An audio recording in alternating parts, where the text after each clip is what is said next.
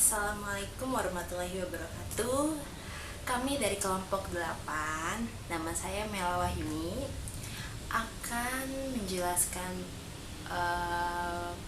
perihal compare atau perbandingan akuntansi antara negara satu dengan negara lainnya. Saya dan dengan kelompok saya ini, kelompok 8 nih, membahas comparing itu antara negara Indonesia dengan negara Inggris.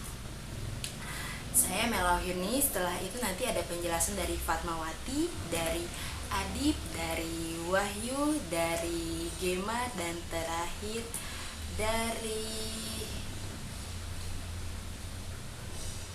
saya sendiri. Jadi yang pertama ini saya menjelaskan yang pertama itu compare negara penjelasan akuntansi dari Inggris. Jadi Inggris bisa dibilang sebagai kiblatnya akuntansi, karena warisan akuntansi Inggris bagi dunia itu sangat amat penting.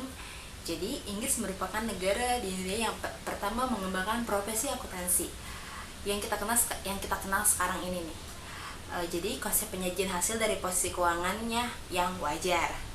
Jadi maksudnya pandangan yang benar dan wajar yang berasal dari negara Inggris.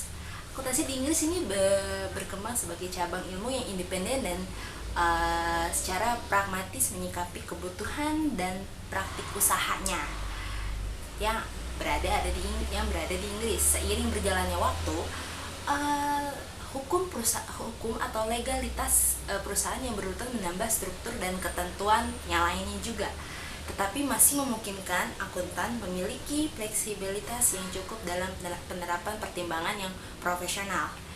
Jadi di negara Inggris ini bisa saya jelaskan itu akuntansinya itu benar-benar salah satu yang terbaik ya, memang karena salah satunya emang negara dunia yang pertama mengembangkan profesi akuntansinya itu negara Inggris gitu. Terus juga dari tingkat kewajaran, dari tingkat pandangan yang benar juga Inggris itu menomorsatukan banget. Dan juga dari soal hukum dan legalitasnya juga sudah terjamin gitu. Akuntansi di sana juga, laporan keuangannya di sana juga. Dan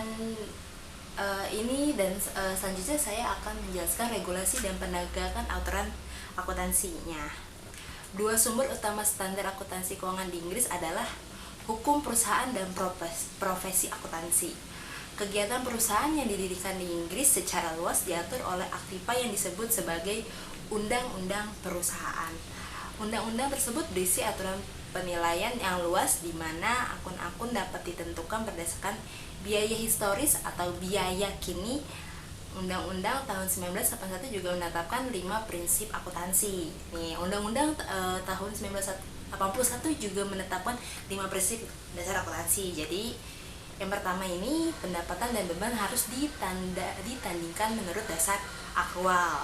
Yang kedua, pos aktiva dan kewajiban secara terpisah dalam setiap kategori aktiva dan kewajiban nilai secara terpisah.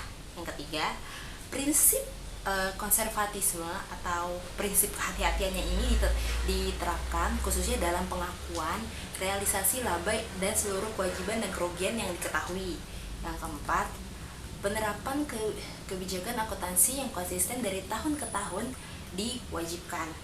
Yang kelima, prinsip kelangsungan usaha diterapkan untuk perusahaan yang menggunakan akuntansi. Jadi yang tadi saya jelaskan itu adalah dari negara Inggrisnya nih.